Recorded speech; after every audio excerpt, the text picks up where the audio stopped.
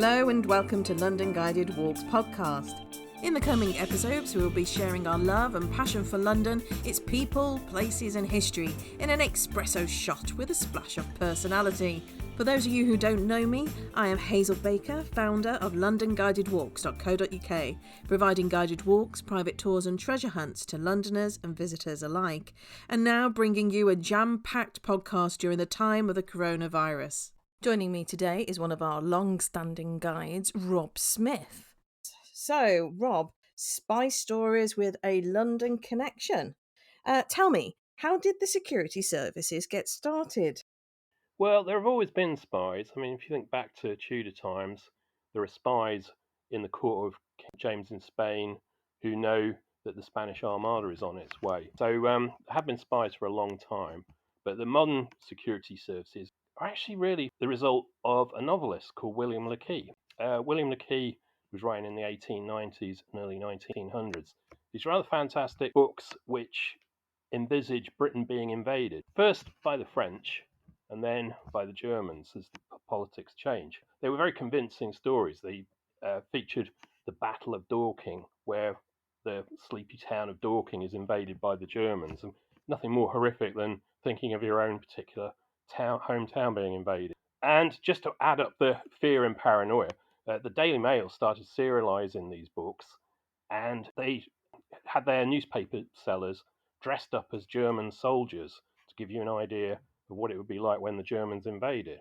So before long, people start worrying about German spies all over the place. You get stories in Times.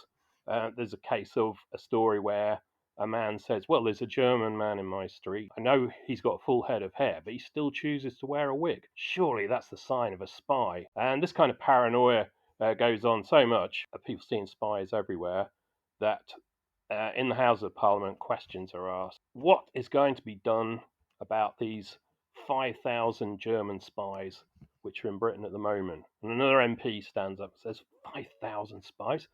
There are 300,000 German soldiers already in Britain, disguised as waiters and ready to turn into an armed force at a moment's notice. Well, the Prime Minister at the time, Herbert Asquith, is forced to try and do something about this. So he sets up a committee called the Committee for Imperial Defence. And the idea is these will try and root out these spies and catch them. So they have two men, a naval officer called Mansfield Cumming and an army officer called Herbert Kell. Between them, they work out there are far too many spies to deal with. So they're going to split the work. So Kell will deal with spies already in the UK, and Cummings will deal with spying outside the UK. So they just split up into two organisations. The one dealing with spying inside the UK is MI5, and the one outside the UK, MI6. So they become established just before World War One. And what was their role in World War One? Well, in World War One, there's intense fear of the Germans invading, using subterfuge to invade, but also to gather intelligence outside. So MI6 were based in a building called Whitehall Place, which you can visit today. It's now the Royal Horse Guards Hotel, and there Mansfield Cumming has his office, and he coordinates a spy network across Belgium called La Dame Blanche. Now, La Dame Blanche were made up of Belgian volunteers who, a lot of them were women, who worked as midwives. And there was a curfew in place, so the Germans wouldn't allow people to go out at night. But midwives, they had to go when a baby was being born. So they would go off on their bicycles, but their bicycle route would often take them via the local station. And they would make a note of any German troop trains that were leaving for the trenches, and then pass on their information via carrier pigeon back to MI6 operators on the other side of the lines. This was very bad news for pigeons, because when the Germans get wind of this, they give all their troops a bounty for each pigeon shot down. Now, Mansfield Cumming is in charge of the operation in what is now the Royal Horse Guards Hotel, and you can see a blue plaque outside his house, his building there. Because his surname was Cumming, he always signed his letters with a single letter C. And to this day, the head of MI6 is still known as C. And he would always use green ink to sign any documents. And C to this day always used green ink to sign any documents. So some of the traditions have stuck around from World War One. So forgive me, but in James Bond, you have the characters with M and Q. Is there any relation to that then? That's definitely what inspired it. There isn't, strictly speaking, a Q department, but MI6 have a department where they have gadgets and tricks. I love to say they make cars which can go underwater and turn into submarines, like in the James Bond films. Not quite as adventurous as this, but they did have a underground car park where they converted vehicles for their use during the 1920s and 1930s. And you can see that at the end of St Anne's Gate in London. There's a little slope down there to where was the MI6 car park. And they would put tracking devices and they would put special armour and weapons into cars and vehicles. The MI6, I'm told, still do have a base up near Milton Keynes where they create gadgets for the security services to this day. So the Q department does exist in a way.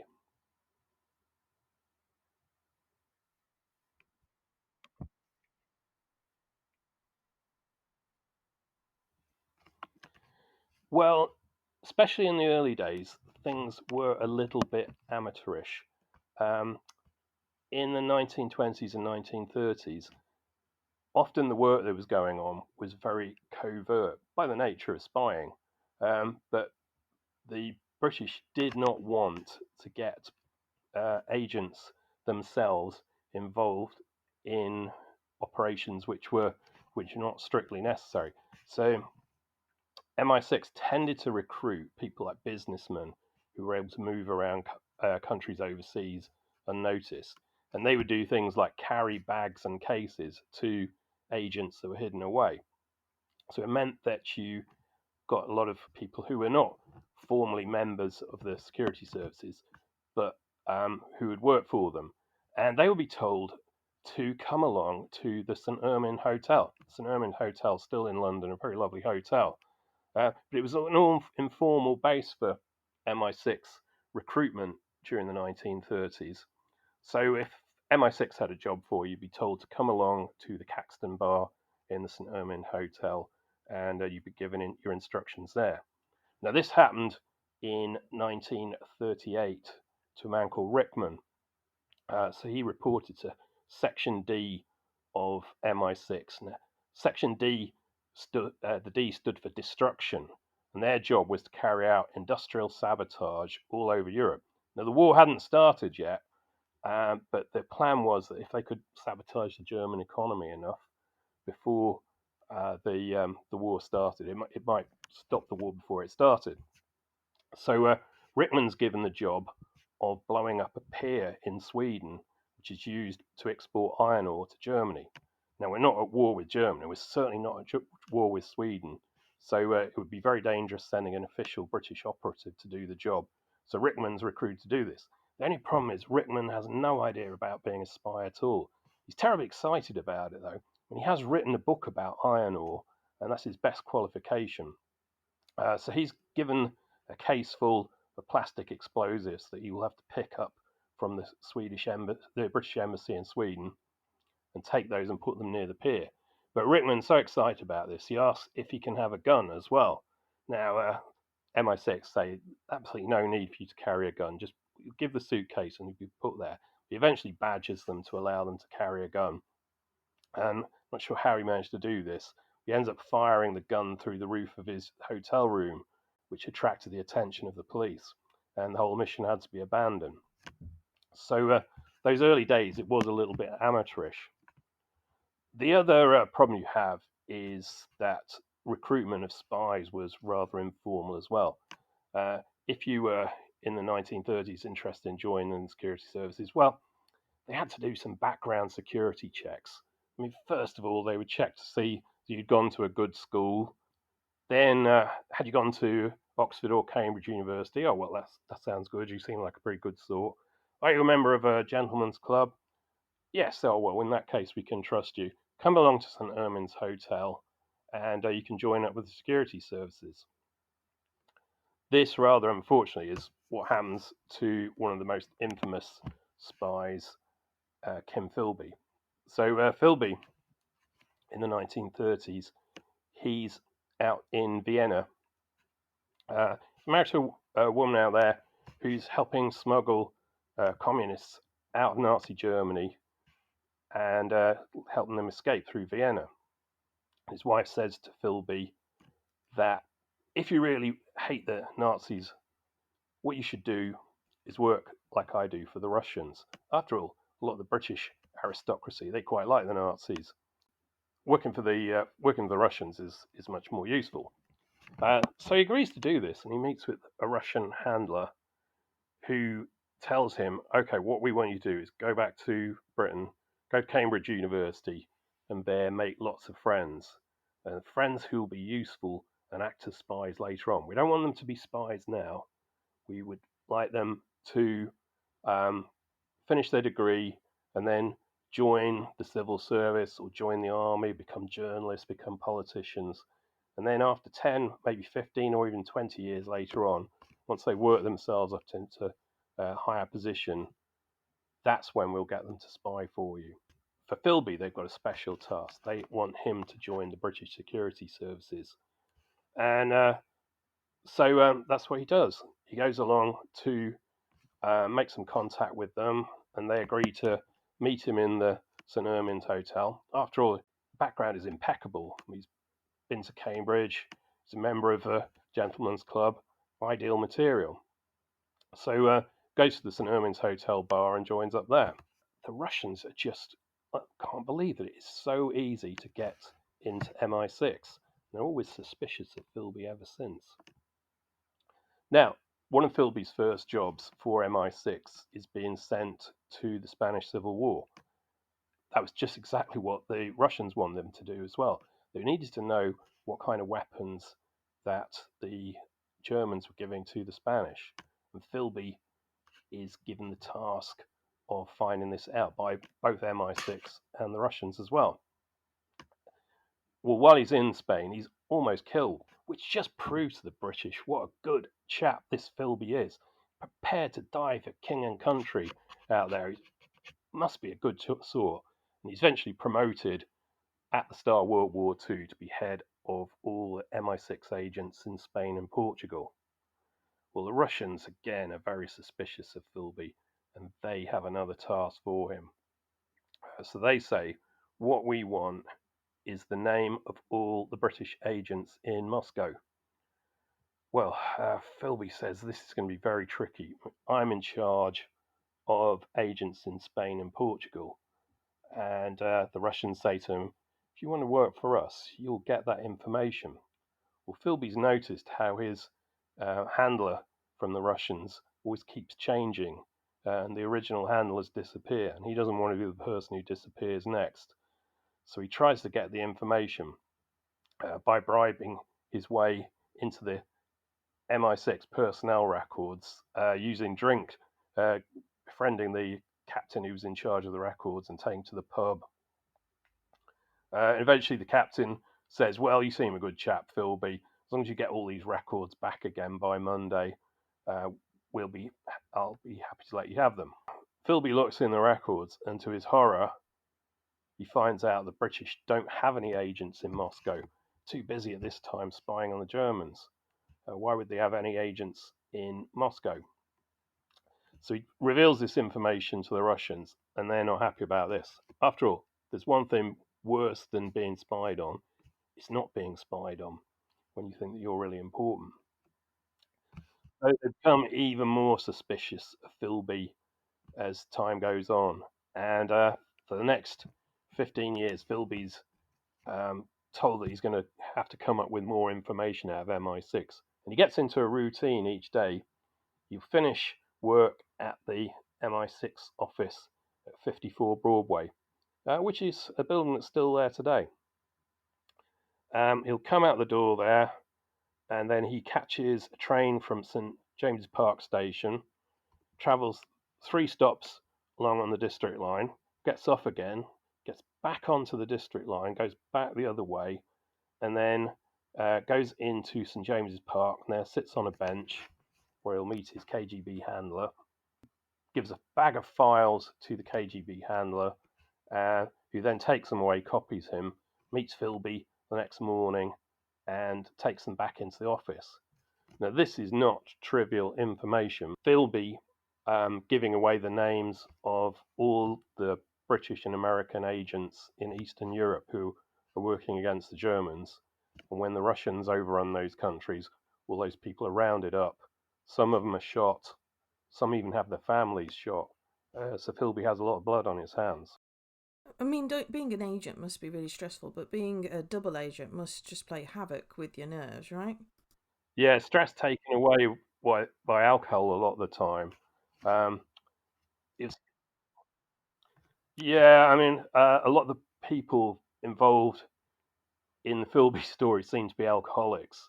You'd think that alcohol and high security wasn't a good mix, and that's certainly not the case for the two of the agents that Philby had recruited at Cambridge during the 1950s, Burgess and Maclean.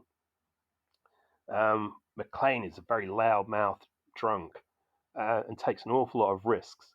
He even invites members of the Russian security into the St. Herman's Hotel bar to meet them there, right underneath the noses of MI6. It was incredibly brazen. And he gets drunk at parties and insults people and is giving information away left, right, and centre. And this is how the Burgess and Maclean, the net start to close around them. And eventually, the security services work out that they must be people giving information away. So just as before they're about to be arrested, they disappear and escape to Switzerland, and from there make their way to Moscow. Now, someone has tipped them off, someone who becomes known as the third man. And there are a lot of people very suspicious that Philby is the third man. I mean, at that time, Maclean was living in the same house as Philby, so who would have given him the information that MI6 were after him? So Philby is under a lot of suspicion, but unfortunately in those days, the way the security services were run, it was such an old boy network, and there was also so much animosity between MI5 and MI6. When MI5 are asked to investigate him, MI6 actually close ranks around Philby to say it's absolutely disgraceful that one of our chaps is being discussed in this way, and how could a proper gent like him, Philby, be spying for the Russians? So he's allowed to escape. Eventually, there are questions even raised in the House of Commons suggesting that Philby might be a spy, but MI6 do nothing about it. And he then goes into semi-retirement in Beirut. Well, another 10 years pass into the 1960s. More evidence comes to light that Philby was a traitor, and eventually MI5 say you must arrest your man, to the head of MI6. But MI6, instead of arresting him, go over to Beirut, have a quiet word with him, ask him if he's been spying for the Russians. Philby says, well, I was back in the 1930s, but I don't do it now. And they come back again and say, well, Philby's promised not to do it again, and hope the matters drop. Well, MI5 are furious and say, that's idiotic. He'll escape. And sure enough, Philby then goes to Moscow, where he is not fated as the hero he is hoping to be by the Russians, because they're still very suspicious about how easy it has been for Philby to do his stuff. So he's given a very dingy department in Moscow, and there spends the rest of his life as a very sad drunk on the streets of Moscow. That's all from us for now. Don't forget to visit londonguidedwalks.co.uk/podcast for more detailed show notes, including photos, blog posts, and recommended reading.